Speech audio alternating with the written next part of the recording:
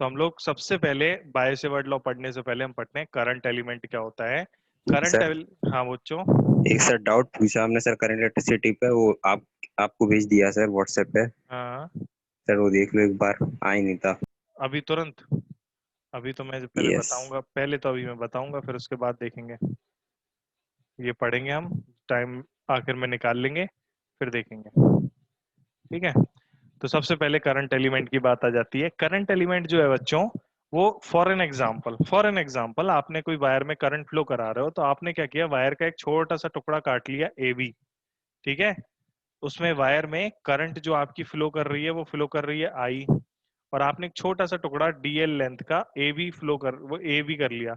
तो current element जो होगा आपका वायर का करंट एलिमेंट, उसको हम कहेंगे को लेंथ के अलोंग करंट का product, product of length and current. उसको छोटे से टुकड़े को हम वो करते हैं, it is the product of current and length of infinitesimal segment of current carrying wire.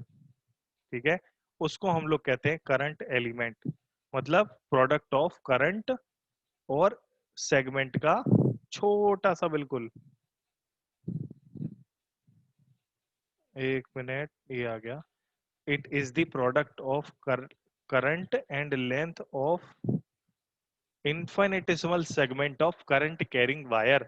तो करंट एलिमेंट को हम लोग पता क्या लिखते हैं, इसको हम लोग लिखते हैं आई इंटू डी एल। अब यहां पर पॉइंट टू बी नोटेड बच्चा लोग, करंट एक स्केलर क्वांटिटी है लेकिन करंट एलिमेंट एक वेक्टर क्वांटिटी है। ये आपको बहुत ही ध्यान देने योग्य बात है। करंट तो हमारी स्केलर क्वांटिटी है लेकिन करंट एलिमेंट हमारी वेक्टर क्वांटिटी है। ध्यान रखिएगा, the current element is taken as a vector quantity. तो करंट एलिमेंट जो है हमारा वो वेक्टर क्वांटिटी की तरह ट्रीट किया जाता है। तो करंट एलिमेंट हमारा डायरेक्शन ऑफ करंट, उसकी डायरेक्शन होती है। तो यहाँ पर जो करंट एलिमेंट अगर हमने लिया है तो इसका करंट एलिमेंट का नाम हम ए बी करंट एलिमेंट लिख सकते हैं। तो ये उसकी डायरेक्शन जो है हमारी ए बी होगी। ध्यान, मतलब ए बी की डायरेक्शन करंट की डायरेक्शन होगी। A B is the current element and इस डायरेक्शन। और उसको लिखते कैसे हैं, जैसे मैंने लिख के बताया है, आई इंटू डी एल। इसको लिखने का तरीका है आई इंटू डी एल। इसकी डायरेक्शन जो है बच्चों, वो करंट एल की डायरेक्शन ही करंट एलिमेंट की डायरेक्शन होती है। परंतु करंट एक स्केलर है लेकिन करंट एलिमेंट एक वेक्टर फिजिकल क्वांटिटी है, भूलना नहीं इसको। अब इसके बाद आ जाते हैं हम अपने bio Savart law. Current element अगर आपको समझ में आ गया, फिर हम इसका थोड़ा सा अगले हिस्से में करते हैं, बायो सेवर्ट लॉ समझना शुरू करते हैं। बायो सेवर्ट लॉ बड़ा सिंपल है, बड़ा सुंदर है। इसमें आपको कुछ बहुत कुछ नहीं करना है, बस सीधा सीधा फॉर्मूला याद करना है। अब समझना ये फॉर्मूला याद कैसे करोगे। मान लेते हैं हमारे पास एक वायर का एक सेगमेंट दिया हुआ है, बड़ा सा सेगमेंट है, ये जैसे डायग्राम में बनाया गया है। वायर का सेगमेंट है जिसमें करंट फ्लो हो रही है आई। उस वायर के सेगमेंट का एक छोटा सा हमने करंट एलिमेंट ले लिया। उस छोटे करंट एलिमेंट जो आपको सामने दिखाई दे रहा है, आइडियल करंट एलिमेंट, उस छोटे करंट एलिमेंट के कारण पी पॉइंट पर आपको वो निकालना है मैग्नेटिक फील्ड। तो छोटी सी मैग्नेटिक फील्ड आएगी डी बी, पी पॉइंट पर छोटी सी मैग्नेटिक फील्ड आएगी डीबी। इस मैग्नेटिक फील्ड की वैल्यू हमें बायो सेवर्ट लॉ से मिलती है। बायो सेवर्ट लॉ हमसे कहता है कि ये जो अगर फॉर एन एग्जांपल हमने आईडीएल की डायरेक्शन ये रही, और जो इनकी वो है उसकी डायरेक्शन ये रही, ये रहा थीटा हमारा, position vector of P current element के रिस्पेक्ट में position of vector R vector है ये। यहाँ पर आपको दिख नहीं रहा लेकिन मैं बना लेता हूँ, ये आर वेक्टर है। ध्यान रखिएगा, ये आर जो है ये आर मैग्नीट्यूड हो गया लेकिन डायरेक्शन आर वेक्टर हो गई। करंट एलिमेंट हमारा इधर हो गया। करंट एलिमेंट की डायरेक्शन आपको दिखाई दे रही है करंट की डायरेक्शन में। अगर नहीं दिखाई दे रही है तो मैं इसको थोड़ा सा दिखाने की कोशिश कर लेता हूँ। ये इस इंस्टेंट पर ये रही इसकी डायरेक्शन, ये आईडीएल की करंट एलिमेंट की डायरेक्शन है, और ये हमारा आर वेक्टर की डायरेक्शन है, आपको दिखाई दे रही होगी। और करंट एलिमेंट और आर वेक्टर के बीच में एंगल हमको थीटा दिया हुआ है। तो हमारा जो मैग्नेटिक फील्ड, छोटी सी मैग्नेटिक फील्ड जो डी बी है, वो डायरेक्टली प्रोपोर्शनल होगी आई डी एल साइन थीटा, जो डायरेक्टली प्रोपोर्शनल होगी, सीधा सीधा बोला गया है तो उनको डायरेक्टली प्रोपोर्शनल होगी डीबी की जो वैल्यू है आई डी एल साइन थीटा, और इनवर्सली प्रोपोर्शनल होगी उनके बीच की दूरी के मैग्नीट्यूड के स्क्वायर के, आर स्क्वायर के इनवर्सली प्रोपोर्शनल होगी। अगर हम इस डीवी को प्रोपोर्शनलिटी साइन हटाते हैं, कांस्टेंट लगाते हैं, तो वो कांस्टेंट आएगा म्यू नॉट अपॉन 4 पाई। जैसे अगर आपको याद हो इलेक्ट्रोस्टैटिक में जो कांस्टेंट आता है बच्चों, वो कांस्टेंट आता है हमारा 1/4 पाई एप्सिलॉन नॉट। यहाँ पर ये, वहां पर एप्सिलॉन नॉट एक नया टर्म आया था, यहाँ पर म्यू नॉट एक नया टर्म आया है बच्चों। म्यू नॉट जो है वो एक कांस्टेंट है, 4 पाई तो ऑफकोर्स नंबर ही है, म्यू नॉट एक कांस्टेंट है। म्यू नॉट को हम लोग क्या कहते हैं, कौन बताना चाहेगा म्यू नॉट को क्या कहते हैं? एनीवन? क्या कहते हैं म्यू नॉट को? म्यू मतलब यहाँ पर म्यू क्या है, क्या कहते हैं म्यू नॉट को? सर म्यू नॉट अपॉन 4 पाई कांस्टेंट होता सर है, हाँ नहीं नहीं, म्यू वो नॉट भी तो constant, permeability, permeable, mu naught जो है, परमीबिलिटी। म्यू नॉट जो है उसको कहते हैं परमिएबिलिटी ऑफ फ्री स्पेस। अब ये परमिएबिलिटी ऑफ फ्री स्पेस बड़ा ही इंटरेस्टिंग सा है। वहां पर एप्सिलॉन नॉट था, उसको क्या बोलते थे? एप्सिलॉन नॉट को क्या बोलते थे बच्चों? बोल ही नहीं रहे तुम, क्या बोलते थे एप्सिलॉन नॉट को? प्रिंस, लड़के बता दे क्या बोलते रहे हैं एप्सिलॉन नॉट को, बोलो ना। ईशा जैन तुम बता एप्सिलॉन नॉट को क्या बोलते हैं?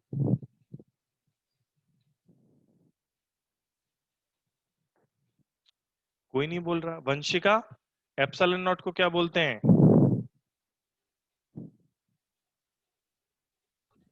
याद नहीं आ रहा सर। अरे कोई तो बताए सर यार। वहां पे परमिटिविटी कहते थे sir. Permittivity of free space कहते थे, परमिएबिलिटी अभी कहते हैं, वहां पर कहते थे परमिटिविटी। म्यू नॉट को कहते हैं परमिएबिलिटी। तो पहले मैं पूरा लिख लूं, mu naught upon 4 pi into I D L sine theta divide by R square. अच्छा, मैग्नेटिक फील्ड तो हमारी स्केलर क्वांटिटी नहीं होती है, मैंने तो स्केलर में मतलब केवल मैग्नीट्यूड लिखा। अगर वेक्टर में लिखेंगे तो क्या लिखेंगे? तो वेक्टर फॉर्म जो इसका है वो देख लो, ये सीधा आपको याद करना है पूरा, मतलब ये पूरा लॉ जो है वो पूरा रटना है। वेक्टर फॉर्म जो है D B vector is equals to mu naught over 4 pi I D L vector cross R vector divide by R vector का मैग्नीट्यूड का क्यूब, डीएल आर मैग्नीट्यूड का क्यूब। नहीं यार, एब्सोल्यूट परमिटिविटी नहीं कहते उसको, जो भी है अभी हम बाद में देखेंगे। वेक्टर फॉर्म जो इसका है I DL cross R, cross product निकालना आता है क्या आप लोगों को? आइडियल क्रॉस, क्रॉस प्रोडक्ट की डायरेक्शन निकालना आता है क्या बच्चों? Yes sir. कैसे निकालते हैं सर एक तो यूनिट वेक्टर से निकाल सकते हैं। क्रॉस प्रोडक्ट की डायरेक्शन? नहीं, क्रॉस प्रोडक्ट में तो सर वो रहता है, एक एन कैप रहता है सर, क्रॉस प्रोडक्ट में आखिरी में एक एन कैप आ जाता हाँ सर, उसी से तो आएगी डायरेक्शन। यहाँ पर बताओ सर ना, ये चलो डीएल, बताओ कैसे आएगी। यहाँ पर सर ये डीएल इंटू आर इससे आ जाएगी।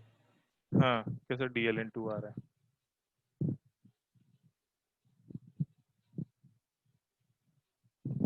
सर डीएल हो जाएगा जो पार्ट हम लोगों ने काटा, हाँ मैं तो और डायरेक्शन सर पूछ आर रहा हो हूँ, मैं तो जाएगी उस पॉइंट डायरेक्शन से पूछ लेके रहा हूँ, स्क्वायर तक की डायरेक्शन, डिस्टेंस। डायरेक्शन का तरीका पूछ रहा हूँ बालक, डायरेक्शन कैसे निकालते राइट हैंड हैं? थंब रूल से, हाँ राइट हैंड पाम रूल से, right thumb hand rule thumb नहीं, rule. Palm rule, right hand palm rule से उसकी डायरेक्शन निकालते हैं हम लोग। ठीक है, राइट हैंड पाम रूल से हम लोग डायरेक्शन निकालते हैं। तो सामने आपको प्रोडक्ट दिखाई दे रहा है, मल्टीप्लिकेशन ऑफ वेक्टर, ये टॉपिक मैंने पढ़ाया हुआ था क्लास 11th में। अब ये ऑनलाइन पढ़ाने की खासियत यही है बाबा लोग, कि इसको तुरंत अपन ओपन कर सकते हैं, आपको चीजें समझाई जा सकती हैं कि मल्टीप्लिकेशन ऑफ वेक्टर दो तरीके के होते हैं, एक स्केलर वेक्टर होता है, एक स्केलर प्रोडक्ट होता है, एक वेक्टर प्रोडक्ट होता है। स्केलर प्रोडक्ट में आंसर स्केलर आता है, वेक्टर में मल्टीप्लाई करने पे आंसर वेक्टर आता है। डायरेक्शन ऑफ क्रॉस प्रोडक्ट जो है वो राइट हैंड पाम रूल से निकाला जाता है, जैसे कि आपको दिखाई दे रहा है। यदि ए और बी के क्रॉस प्रोडक्ट की आप डायरेक्शन निकालते हो, ए और बी का क्रॉस प्रोडक्ट आप निकालते हो, ए की डायरेक्शन में आप अपने पाम को फैलाओ और बी की डायरेक्शन में अपने उंगलियों को मोड़ो। यदि आपको ए क्रॉस बी निकालना है तो ए की डायरेक्शन में पाम को फैलाओ और बी की डायरेक्शन में मोड़ो, तो फिर आपका जो अंगूठा होगा वो ए क्रॉस बी की डायरेक्शन देगा। समझ रहे हो कि नहीं समझ रहे हो बालकों? Yes sir. लेकिन अगर आप बी क्रॉस ए करोगे तो ए क्रॉस बी के बराबर डायरेक्शन आएगी क्या? सेम डायरेक्शन आएगी क्या ए क्रॉस बी और बी क्रॉस ए की? सेम आएगी क्या? बोल ही नहीं रहे। नहीं आएगी सर। नहीं आएगी। ए क्रॉस बी की जो डायरेक्शन रहेगी वो बी क्रॉस ए से जस्ट ऑपोजिट आएगी। ये मैंने थोड़ा सा नीचे इसको बना के दिखाया हुआ है। यदि आपको समझना है ए क्रॉस बी कैसे आता है, आप अपने राइट हैंड के पाम को फैलाओ ए की तरफ और उसे मोड़ो और उसे घुमाओ बी की तरफ, तो अंगूठा आपको ऐसे आ जाता है। तो इसकी खास बात है कुछ। रुक जाओ, 1 सेकंड रुक जाओ, मुझे पेन ले आन दो। बस 1 सेकंड रुक जाओ, मुझे पेन ले आन दो, मैं आता हूँ।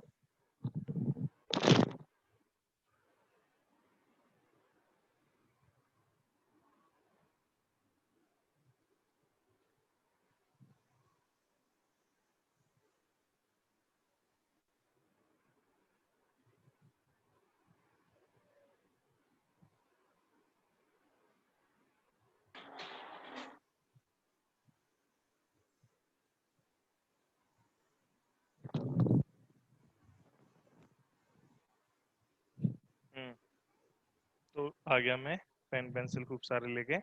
तो ए क्रॉस बी की डायरेक्शन और बी क्रॉस ए की डायरेक्शन 1 सेकंड में बता देता हूँ।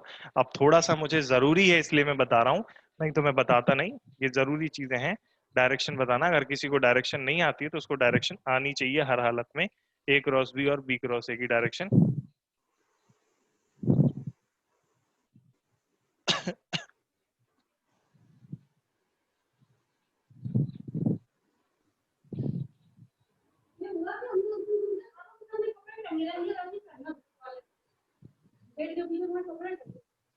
बेटा जो भी आपके आसपास है उससे बोलो प्लीज शांत रहें थोड़ा सा। उधर देखो, ये पहले तो ए और बी को बनाते हैं। मान लेते हैं ये ए है, ये बी है, मतलब व्हाइट वाला ए है और येलो वाला बी है। तो ए क्रॉस बी निकालना है आपको। ए की डायरेक्शन में आपने हाथ फैलाया ऐसे और बी की तरफ मोड़ दिया, तो अंगूठा आपका कहाँ आ गया? पीछे की तरफ, मतलब ऐसे।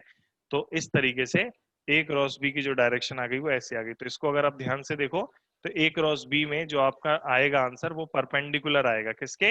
दोनों के ही परपेंडिकुलर आएगा। ए क्रॉस बी जो है वो ए के भी परपेंडिकुलर है और बी के भी परपेंडिकुलर है। दिखाई दे रहा है कि नहीं? समझ में आ रहा है कि नहीं बच्चों? Yes sir. सभी को? ए क्रॉस बी और बी क्रॉस ए जो है वो एक दूसरे के परपेंडिकुलर होते हैं। 1 सेकंड और रुक जाओ, मैं थोड़ा सा और कुछ ट्राई करता हूँ बताने के लिए। एक तो पहले तो थोड़ी सी लाइटिंग ठीक कर लूँ मैं। रुक जाओ।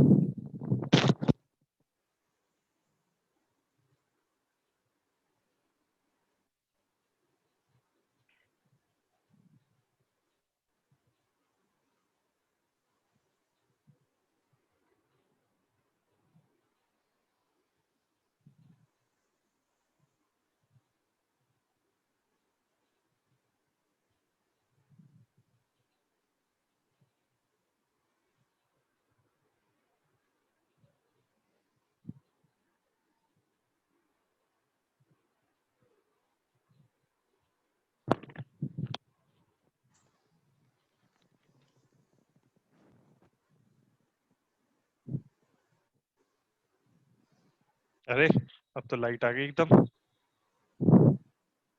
सही दिख रहा हूँ कि नहीं? ठीक है, पहले से तो सही दिख रहा हूँ। तो ए क्रॉस बी की जो डायरेक्शन है उसमें ए की डायरेक्शन में हाथ को फैलाओ, बी की डायरेक्शन में मोड़ो, तो थंब आपको ए क्रॉस बी की डायरेक्शन दे जाता है। इसको बहुत ध्यान से देखिएगा, ए क्रॉस बी। और ए क्रॉस बी की जो डायरेक्शन है वो बी क्रॉस ए से अलग होती है। हाँ बेटा बोलो फ्रेंड्स, क्या कह रहे हो? सर दोबारा बता दीजिए जो आपने कहाँ बताया। चले गए थे तुम? सर बैठे हैं जब से, सर दोबारा समझा दीजिए। जैसे फॉर एन एग्जाम्पल मैंने ए और बी दोनों इस पैड पर लगा रखे हैं ऐसे, ए और बी ऐसे लगा रखे हैं मैंने। तो ए क्रॉस बी जो होएगा वो इनके परपेंडिकुलर बाहर की तरफ को आ जाएगा, ऐसे सामने तुम लोगों की तरफ को आ जाएगा। ठीक है, इसको ऐसे रख देंगे। ए इधर रख दिया मैंने, बी इधर रख दिया मैंने, ए और बी। तो ए क्रॉस बी ऐसे आ गया परपेंडिकुलर प्लेन पे। क्लियर आ गया ना? हाँ कि जो सर आ गया सर। रिजल्टेंट आएगा वो दोनों के परपेंडिकुलर आएगा। अभी देखना आगे थोड़ा सा मैं एप्लीकेशन ऑफ इसका बताऊंगा तो थोड़ा थोड़ा सा दिक्कत आएगा है। एप्लीकेशन ऑफ वो बताऊंगा मैं बायो सेवर्ट लॉ, तब आपको डायरेक्शन का लफड़ा आएगा। तो इसीलिए मैं डायरेक्शन का लफड़ा ना आए इसीलिए मैं पहले आपको क्रॉस प्रोडक्ट की डायरेक्शन सही से बताना चाहता हूँ। ए क्रॉस बी की डायरेक्शन थंब ऐसे करके बताते हैं। अब जितना बताना था मैंने बता दिया। आगे फिर से आएगा, आप फिर से पूछोगे जरूर, आपको समझ में एक बार में नहीं आएगा तो फिर मैं फिर से ऐसे कुछ करके बताऊंगा। तो ए क्रॉस बी की डायरेक्शन हो गई हमारी। हम लोग वापस आ जाते हैं अपने लेक्चर पे। ओके, तो हम लोग ने क्या है कि ए क्रॉस बी ये बायो सेवर्ट लॉ था। I D L cross R की डायरेक्शन में होगी। इसमें आई डी एल की डायरेक्शन में हमने ये किया, आर की डायरेक्शन फैला दिया तो अंगूठा कहाँ गया, अंदर की तरफ को आ गया अंगूठा। तो यहाँ पर जो डीबी की डायरेक्शन आएगी वो इस पर्टिकुलर केस में अंदर की तरफ आए। अंदर की तरफ की डायरेक्शन को ऐसे क्रॉस से बताते हैं और बाहर की तरफ की डायरेक्शन को डॉट बना के बताते हैं। ठीक है, तो ये हमारा डीबी बराबर mu naught upon 4 pi I D L vector cross R vector upon R cube. ये आपका वेक्टर फॉर्म है और ऊपर I D L sine theta upon R square, ये आपका मैग्नीट्यूड मैग्नीट्यूड निकल आएगा। अब बारी आती है म्यू नॉट की बच्चों। म्यू नॉट जो होता है हमारा उसको हम कहते हैं परमिएबिलिटी। अब क्या है, unlike gravitational field, electric field और मैग्नेटिक फील्ड मीडियम की मोहताज होती हैं। What do I mean by unlike gravitational field? कोई एक्सप्लेन करना चाहेगा कुछ? कोई एक्सप्लेन करना चाहेगा? भाई साहब, जब ग्रेविटेशनल फॉर्मूला तुम लोग ने लगाया था तो वहां पर एक फॉर्मूला आया था कैपिटल जी, वहां पर एक वैल्यू आई थी कैपिटल जी। कैपिटल जी का मतलब क्या था? Universal gravitational constant. और why the name universal attached to it? Why why why why? अरे बोल दो यार। सर उसकी वैल्यू सेम रहेगी यूनिवर्स में हर जगह। हाँ, यानी कि तुम दो मास की गेंदें, दो m1 m2 मास की दो गेंदों को चाहे पानी में r दूरी पर रख दो, चाहे आसमान में r दूरी पर रख दो, चाहे नाइट्रोजन में r दूरी पर रख दो, चाहे हीलियम में r दूरी पर रख दो, चाहे रेत में r दूरी पर दबा के रख दो, चाहे मिट्टी के अंदर r दूरी में दबा के रख दो, उन पर आपस में लगने वाला ग्रेविटेशनल फोर्स सेम रहेगा। परंतु this is not the case for electric force and magnetic force. मतलब आपने दो मैग्नेट को पानी के भीतर ले जाकर के रख दिया सेम दूरी पर तो उनमें अलग फोर्स लगेगा, ग्लिसरीन में ले जाके रख दिया अलग लगेगा, मिट्टी में दबा दिया अलग लगेगा, लकड़ी में रख दिया अलग लगेगा, और स्पेस में ले गए तो अलग लगेगा। तो वो एक कांस्टेंट जो है यहाँ पर म्यू नॉट, ये परमिएबिलिटी खाली जगह की है, फ्री स्पेस का परमिएबिलिटी मतलब इसका अगर हम कॉन्सेप्चुअलाइज करना चाहें तो it is ability for any medium to allow magnetic field lines in it. मतलब हर medium same number of magnetic field line same magnet से अलाउ नहीं करता। मैग्नेट से मैग्नेटिक फील्ड लाइंस निकलती हैं तो आपने बार मैग्नेट रखी स्पेस में तो उसमें बार मैग्नेट स्पेस में मैग्नेटिक फील्ड लाइंस आपकी ज्यादा निकली, लेकिन आप उसको लेके चले गए पानी में तो मैग्नेटिक फील्ड लाइंस की संख्या कम निकली। तो ये इससे पता चलता है कि आपका डिफरेंट डिफरेंट मीडियम में जाने पर परमिएबिलिटी फ्री स्पेस की अलग अलग हो जाती है। समझ में आ रहा है सभी को, हाँ या ना? बोलो भाई। Yes sir. Yes sir. ठीक है, तो परमिएबिलिटी ऑफ फ्री स्पेस जो है 4, इसकी वैल्यू थी 4 pi into 10 to the power -7। Unit क्या होनी चाहिए इसकी? टेस्ला, है ना? Tesla metre upon ampere. मैं सही कह रहा हूँ गलत कह रहा हूँ? बता जल्दी से। यूनिट तुम निकाल के देख लो, चाहे इससे निकाल के देख लो। देखो आर स्क्वायर ऊपर चला जाएगा, डी आई डी एल नीचे आ जाएगा, तो डी की हो गई टेस्ला और ऊपर हो गया आर स्क्वायर यानी कि मीटर स्क्वायर, नीचे मीटर। तो 1 मीटर से नीचे से 1 मीटर स्क्वायर ऊपर का कट गया तो ऊपर 1 मीटर बचा और नीचे करंट भी आ जाएगी तो टेस्ला मीटर अपॉन एम्पियर इसकी यूनिट होगी। इसको याद कर लेना। परमिएबिलिटी ऑफ फ्री स्पेस, अलग अलग मीडियम का परमिएबिलिटी अलग अलग होता है, अलग अलग मीडियम अलग अलग मैग्नेटिक फील्ड अलाउ करने की रखता है, अपने अंदर काबिलियत रखता है। तो ये हो गया हमारा, क्या हो गया हमारा लॉ हो गया। इसको जगह थोड़ी सी हम बना के इसका स्टेटमेंट लिख देते हैं। तो स्टेटमेंट ऑफ बायो-सेवर्ट लॉ कहता है कि this law is infinitesimal small conductor, it can be for long conductors. यहाँ से हमने इनफाइनिटेसिमल स्मॉल टुकड़े के लिए निकाली, इसको हम इंटीग्रेट कर देंगे तो ये पूरे बड़े कंडक्टर के लिए मैग्नेटिक फील्ड निकाली जा सकती है। बड़े कंडक्टर के लिए भी मैग्नेटिक फील्ड निकाली जा सकती है। Biot-Savart law is used to determine the magnetic field at any point due to current carrying conductor। Biot Savart law का यूज क्या है? इसका यूज है हमारा मैग्नेटिक फील्ड बताना due to current carrying conductor. ध्यान रखिएगा, Biot Savart law is used to find the magnetic field due to current carrying conductor.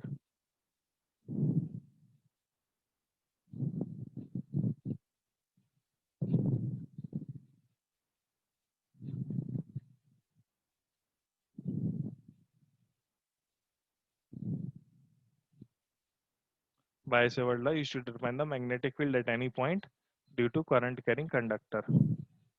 Okay, fine, good, everything is fine, सब बढ़िया चल रहा है। ये फॉर्मूला हो गया। एक छोटे से टुकड़े के लिए आपने निकाल लिया, अगर टोटल के लिए निकालना है तो आप उसको इंटीग्रेट कर दोगे। इसको यूज करके देखते हैं। तो अब आते हैं हमारे एप्लीकेशन ऑफ बायो-सेवर्ट लॉ। ठीक है, यहां से शुरू आता है हमारा एप्लीकेशन में। डायरेक्शन निकालने के लिए हमारे पास क्रॉस प्रोडक्ट वाला फॉर्मूला है, नहीं तो राइट हैंड थंब रूल वाला फॉर्मूला है हमारे पास। अगर किसी कंडक्टर में करंट निकालना है हमें, किसी सर्कुलर कंडक्टर में निकालना है, तो उसके लिए हमारा right hand thumb rule of circular current होता है। ये भी हम आपको आगे आगे आने वाले समय में बताने वाले हैं। तो सबसे पहले हम आते हैं अपने क्या कहते हैं इसके एप्लीकेशन। तो एप्लीकेशन सबसे पहले हम लिखते हैं magnetic field due to current carrying. Application सबसे पहले आते हैं application of Biot Savart law.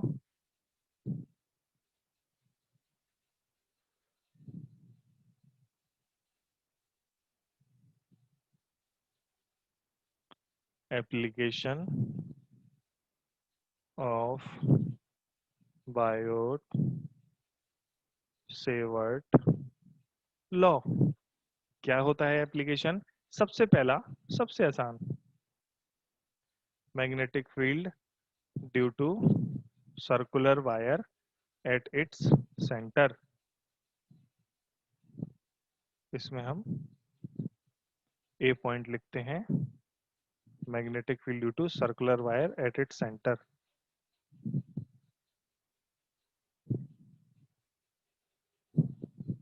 Field due to circular current carrying wire at its centre.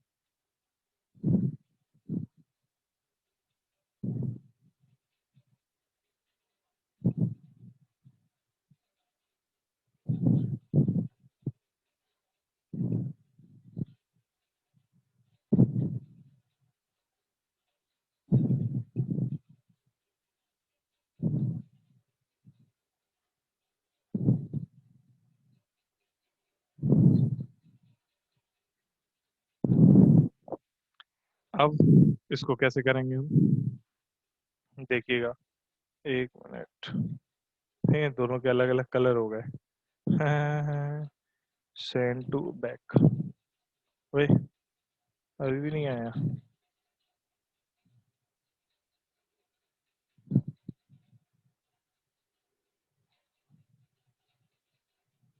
अब ठीक है। Eight its centre magnetic field निकालते हैं एक सर्कुलर करंट कैरिंग वायर के कारण। मान लो अपने पास एक सर्कुलर करंट कैरिंग वायर है।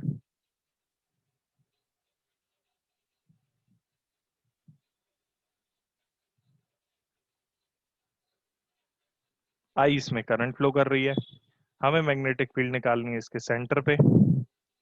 यहां कहीं उसका सेंटर होगा। अब हमने सबसे पहले तो मानना है एक छोटा सा टुकड़ा, क्योंकि करंट एलिमेंट के कारण है बायो-सेवर्ट लॉ।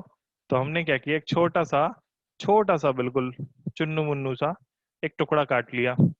उसकी चुन्नू मुन्नू से टुकड़े की लंबाई कितनी है? dl। तो करंट एलिमेंट कितना हो गया बच्चों? है बता ही नहीं रहे यार। आइडियल कितना हो गया करंट एलिमेंट? आइडियल। और जहां पर मैग्नेटिक फील्ड निकालनी है वो पॉइंट ये पी रहा, तो Yes. आर वेक्टर जो होगा वो इधर से ही होगा, आइडियल से आर वेक्टर। ये हो गया हमारा R vector, I DL cross R. I DL किधर है? इधर नीचे की तरफ। आर वेक्टर तो ऐसे उंगली घुसाएंगे, अंगूठा किस तरफ आ रहा है? अंगूठे की डायरेक्शन क्या? आइडियल क्रॉस आर कर रहे हो तो कोई बता सकता है क्या? करके देखो आइडियल कहाँ है नीचे, मतलब आइडियल की डायरेक्शन अगर तुम लोग को अभी भी नहीं दिख रही है तो इनवर्ट्स। हाँ, इनटू द पेज। आइडियल की डायरेक्शन होगी इनटू द पेज। मैं फिर बना के दिखाता हूँ। ये देखो, ये अपना आइडियल की डायरेक्शन हो गई, आर वेक्टर की ये डायरेक्शन हो। करके देखो तुम लोग, आइडियल की डायरेक्शन में अपने हाथ को रखो और उंगलियों को मोड़ना है कहाँ? अंदर की तरफ को, आर की तरफ मतलब। तो तुम्हारा अंगूठा अपने आप अंदर की तरफ को आ जाएगा। करके देखो आ रहा है कि नहीं आ रहा है? सोनकर, आ रहा है कि नहीं आ रहा है? यस सर, अंदर की सर तरफ डीएल की साइड रखा और कहाँ पर मोड़ना हाँ, है सर? अपने पाम को फैलाओ डीएल की तरफ, आईडीएल की तरफ, ऐसे नीचे की तरफ जहां मैंने एरो बनाया काला वाला, ये आईडीएल की डायरेक्शन है। करंट की डायरेक्शन ही आईडीएल की डायरेक्शन है, तो करंट की डायरेक्शन उस इंस्टेंट पर नीचे की तरफ ऐसे में है, ऐसे करोगे तो अंदर आएगा। अच्छा मान लो तुम आईडीएल इधर ना काट के, मान लो इधर नहीं काटते तो इधर काटते। अगर इधर काटते तो तुम्हारा आईडीएल की डायरेक्शन ये वाली होती, तुम्हारी आर वेक्टर की डायरेक्शन ये वाली होती। हाँ या ना? Yes yes sir. तो तुम इस दौरान आइडियल क्रॉस आर करते, यानी कि आइडियल की डायरेक्शन में ऐसे हाथ रखते और आर की डायरेक्शन में ऐसे मोड़ते। अंगूठा किधर आ रहा है? ऐसे ऐसे ऐसे ऐसे। किधर आ रहा है अंगूठा? बोलो भाई, किधर आ रहा है अंगूठा? into the circle. Into the page. अभी भी इनटू द पेज आ रहा है, मैं इसको मिटाता हूँ। यस सर, अंदर ही जा रहा। अंदर ही जा रहा है। मान लो इधर आ जाते हैं, तुम आइडियल तुमने इधर काटा, ठीक है, तो आइडियल की डायरेक्शन तुम्हारी किधर हो गई? ये वाली हो गई। आर वेक्टर की डायरेक्शन तुम्हारी किधर हो गई? ये वाली हो। करके देखो जरा, आइडियल क्रॉस आर अभी किधर आ रहा है? आइडियल ऐसे ऊपर की तरफ तुम्हारा आइडियल है, तो पाम को ऊपर फैलाया और ऐसे मोड़ के उसे, अंगुलियों को किस तरफ मोड़ना है? आर की तरफ, तो ऐसे टेढ़ा करना पड़ेगा। अंगूठा किधर आ रहा है? सर बाहर की तरफ। हैं? राइट हैंड से कर रही हो कि लेफ्ट हैंड से? सर राइट से। हाँ करो। पाम ऊपर फैलाई तुमने, ऐसे मुड़ गई आर की तरफ को, तुमने ऐसे अंगूठा ऐसे किया। अंगूठा किधर आ रहा है? सर किधर आ अंदर रहा जा है? रहा। अंदर सर की अंदर तरफ जा नहीं रहा है? है, अंदर की तरफ। अंदर की तरफ आ रहा है अंगूठा। यस ये सर। ये क्या हुआ? एक मिनट। हाँ, अंदर की तरफ अंगूठा आ रहा है। अंगूठा यदि आपका अंदर की तरफ आ रहा है, आइडियल आप चाहे कहीं से काट रहे हो, तो सारे के सारे जो छोटे छोटे डीबी होंगे उन सबके वेक्टर की डायरेक्शन सेम होगी कि नहीं? Yes sir. तो अगर सबके वेक्टर की डायरेक्शन सबकी सेम है तो बड़े आसानी से जुड़ जाएगा, है ना? Yes sir. चलो देखो अभी, तो अगर आपने करंट एलिमेंट निकाला आईडीएल, तो आईडीएल जो हो जाएगा, करंट एलिमेंट आईडीएल हो गया ड्यू टू आईडी। इसको मिटा दूं जो मैंने अभी बनाया, कहीं से भी काट लो तुम्हारा सेम ही आ रहा है। तो मतलब मैग्नेटिक फील्ड की डायरेक्शन जो आ रही है, कहीं पर भी काट लो तुम, अंदर की तरफ ही आ रही है। तो देखना, due to current element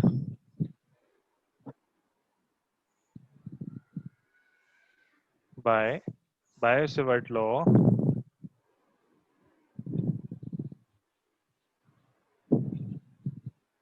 direction of magnetic field is, नहीं, बाय-सैवर्ट डायरेक्शन तो बाद में देखेंगे, मैग्नेटिक फील्ड का magnitude. Magnetic field is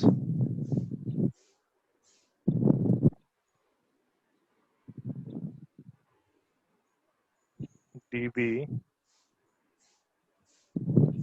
is, dB बराबर मैग्नीट्यूड, मैग्नीट्यूड की बात हो रही पहले तो, mu naught upon 4 pi into I D L sine theta divide by R square. अच्छा साइन थीटा कितना होएगा इसका? आईडीएल और आर के बीच में एंगल कितना है? 90। कहीं पर भी तुम करोगे तो आईडीएल और आर के बीच में एंगल 90 डिग्री ही आएगा ना? Yes sir. कहीं पर भी? Yes sir. यस सर, बिल्कुल आएगा, सही बात है। तो हियर थीटा कितना हो जाएगा अपना? 90 डिग्री। ये आर जो होगा वो रेडियस होगी ना? Yes sir. ठीक है, वेरी गुड। तो आई करंट हो गई, आर रेडियस हो गया, तो छोटा सा डीबी की जो वैल्यू आ गई आपकी, मैग्नीट्यूड मैग्नीट्यूड केवल mu naught upon 4 pi I D L sine theta sine 90 कितना होता है? कितना होता है साइन 90? 1। 1 साइन 90 होता है बच्चों 1। तो छोटा सा डीवी जो है उसकी वैल्यू आ गई अपनी mu naught upon 4 pi I D L upon R square. अब आपको पूरे वायर के कारण निकालना है, तो for complete wire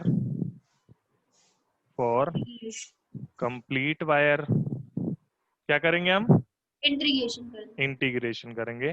for complete wire magnetic field B vector will be integration of D B vector. देखो भाई साहब, वेक्टर को इतने आसानी से इंटीग्रेट नहीं कर सकते। अगर मान लेते आपके जो डीवी है, आपने अभी आइडियल काटा, उसकी डायरेक्शन अंदर आई, कभी बाहर आ जाती, कभी लेफ्ट में कभी राइट में, टेढ़ा मेढ़ा मैग्नेटिक फील्ड की डायरेक्शन आती, तो फिर आपके पास इतनी गणितीय बुद्धि नहीं है कि आप वो मैग्नेटिक फील्ड को इंटीग्रेट कर पाओ। मेरी बात समझ रहे हो मैं क्या कह रहा हूं? इंटीग्रेशन का मतलब क्या होता है? Yes sir. क्या होता है इंटीग्रेशन का मतलब? सर सबको जोड़ के जोड़ना। जोड़ना क्या होता है? क्या होता है? जोड़ना। इंटीग्रेशन का मतलब क्या होता है? जोड़ना। और वेक्टर का जोड़ना क्या साधारण जोड़ने जैसा ही होता है क्या? No sir. Sir no sir. नहीं होता है। वो कैसे जुड़ता है? Vector law of addition. Vector law of addition से। तो हम छोटे छोटे छोटे छोटे डीबी वेक्टर जोड़ेंगे तो उनकी डायरेक्शन अगर सेम है तो आंसर बड़े आसानी से सब जुड़ जाएंगे। Yes sir. लेकिन अगर उनकी अलग अलग हैं तो फिर सर वेक्टर में माइनस लगाना पड़ेगा। मतलब वो अलग है ना, मैंने बोला अलग है, मैंने ये थोड़ी बोला अपोजिट है, अलग है। तो तुम उसको चाहे जितनी ताकत लगा लो, तुम उसको, तुम्हारे पास इतना गणितीय ज्ञान नहीं है कि तुम उसको सॉल्व कर पाओ। समझ गए?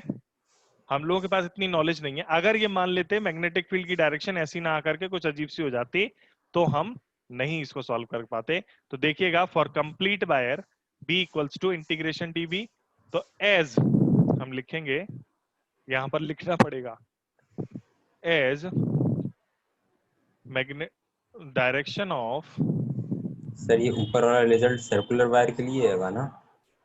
अभी तो छोट सर्कुलर वायर के करंट एलिमेंट के लिए है, अभी तो ठीक है सर। कंप्लीट वायर के लिए निकला ही कहां है। As direction of dB due to every possible current element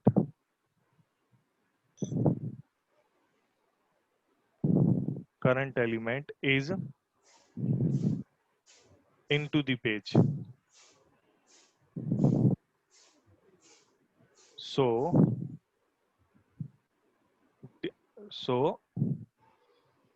integration of dB can be written as integration dB.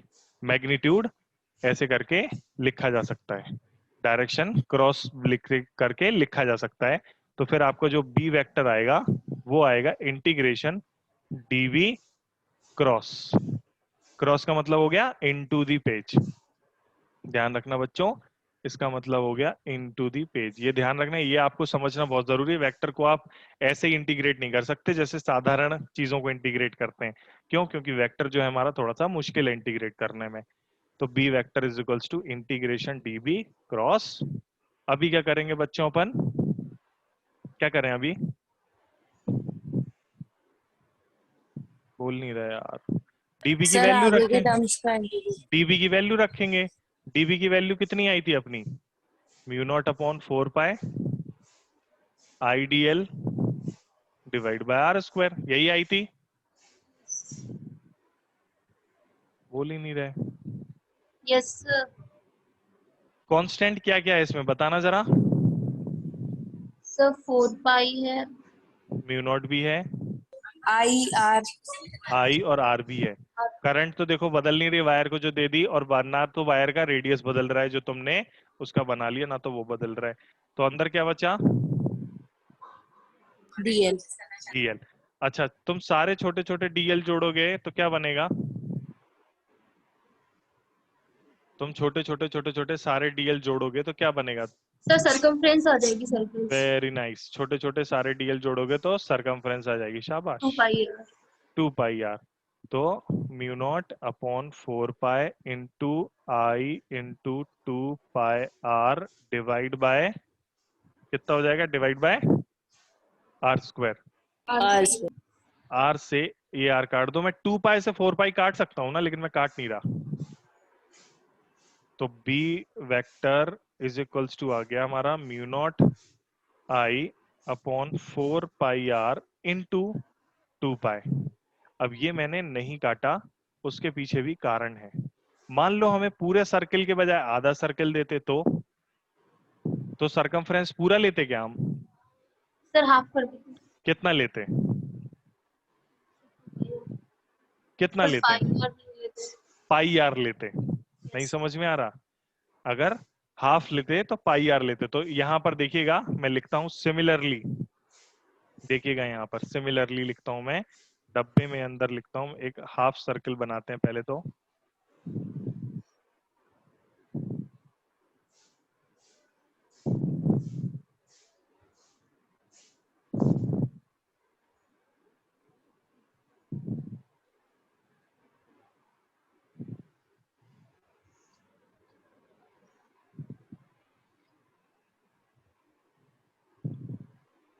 ठीक है, हाफ सर्कल बनाया। यहाँ कहीं उसका सेंटर होगा, उसमें ऐसे में करंट जारी होगी आई, ऐसे में उसमें करंट जारी होगी आई। तो फिर इसके कारण जो मैग्नेटिक फील्ड बनेगी अभी, वो इनटू दी पेज ही बनेगी। वो जो मैग्नेटिक फील्ड आएगी वो मैं डायरेक्ट लिख सकता हूं, बी, यहाँ पर बी बराबर आएगा mu naught I upon 4 pi R into क्या लिख देंगे? पाई। क्यों? क्योंकि आधा सर्कल है, आधा सर्कल में ये एंगल कितना बनता है? पाई, इसीलिए यहाँ पर ये एंगल लिख देंगे पाई। अभी और देखो तुम, मान लो हमने ऐसे करके एक और बनाया,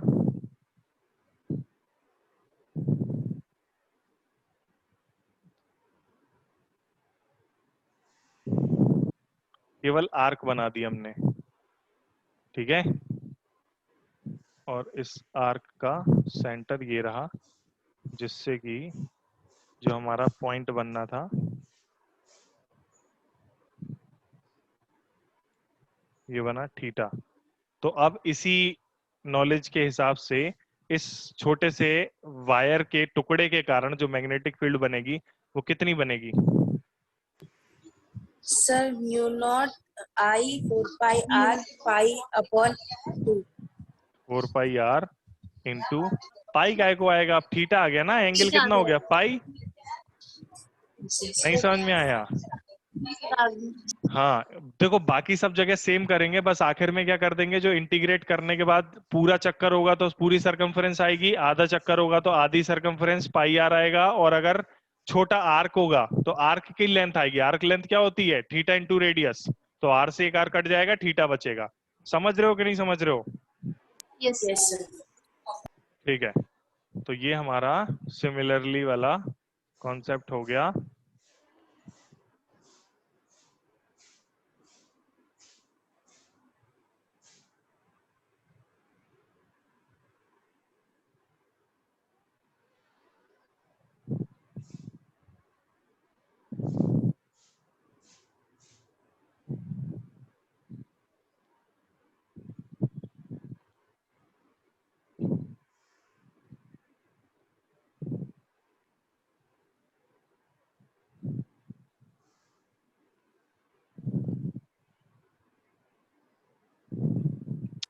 अरे यार, उसको मैं नीचे खिसकाने की कोशिश कर रहा हूँ, खिसक नहीं रहा। सर हाँ सर इस सर्किल वाले क्वेश्चन में बस थीटा बदलते जाएंगे ना, अगर दिया हो हाँ हाँ हाँ हाँ, कुछ भी आर्क दी हुए उसका बस थीटा बदलते जाओ, आर्क का एंगल बदलते जाना है बस।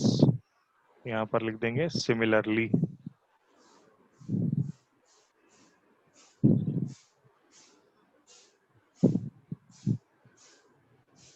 आधे सर्कल के लिए, और अगर आर्क के लिए मैग्नेटिक फील्ड निकालनी है तो सब कुछ सेम करना है, बस वो एंगल बदलते जाना है जितना एंगल का वो बना है। पूरा सर्कल है तो पूरा एंगल बनेगा, कितना एंगल बनेगा? पूरा 2 पाई एंगल बनेगा। अगर पूरा सर्कल है तो पूरा एंगल अपना 2 पाई एंगल बनेगा। ये बन गया 2 पाई एंगल पूरा।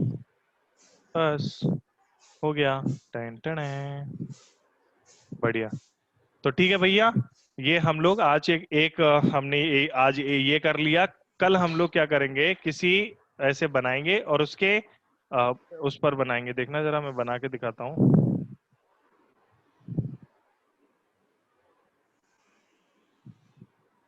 ये बना दिया अपन ने।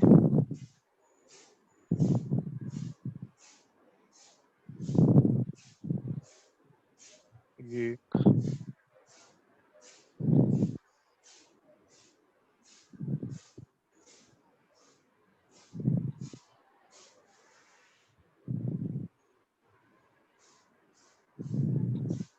वही करंट कैरिंग वायर वही है, करंट भी इसमें वही है, लेकिन अभी हमें सेंटर पे नहीं बताना है। अभी हमें बताना है किसी एक ऐसे दूर के पॉइंट P पर मैग्नेटिक फील्ड बतानी है। तो हम यहाँ करंट एलिमेंट काटेंगे और कैसे निकालेंगे, क्या करेंगे। इसकी दूरी अपन को दे रखी है x।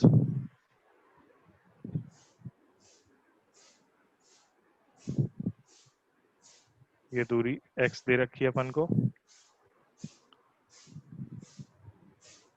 इसकी रेडियस अपन को दे रखी है r।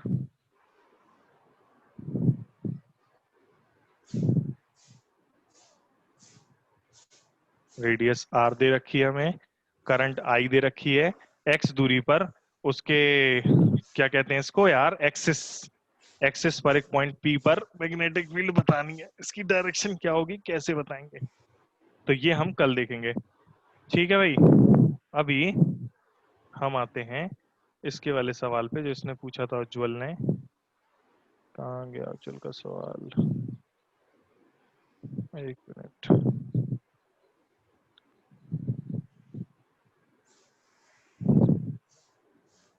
ये है सवाल तुम्हारा, दिखाई दे रहा होगा उज्जवल तुम्हें? Yes sir. क्या है ये? सर एक सिलेंडर है सर, हाँ उसके अंदर एक फॉरेनर सिलेंडर है। हाँ अब सर करंट बाहर की तरफ, मतलब ये जो बीच में सर पाइप है ना सर, हाँ। वहां से बाहर की तरफ आ रहा है क्या आ रहा करंट। है? क्या करंट करंट आ रहा है? करंट करंट करंट हाँ करंट तो करंट। वायर में आता है। यस सर, वही वायर समझ लीजिए, वायर है। तो सर नहीं इनर रेडियस हम लोग को R1 दी है, आउटर रेडियस R2 दी नहीं है, नहीं लेंथ L है, नहीं नहीं नहीं रेजिस्टिविटी रो है। नहीं, ऐसा नहीं होगा। अच्छा ऐसे है, रेजिस्टेंस बताना है हमें। Find the resistance. अंदर से करंट बाहर की तरफ आ रहा है, मतलब ऐसे। ठीक है, तो inner radius R1, length L है, रेजिस्टिविटी रो है। Find the resistance.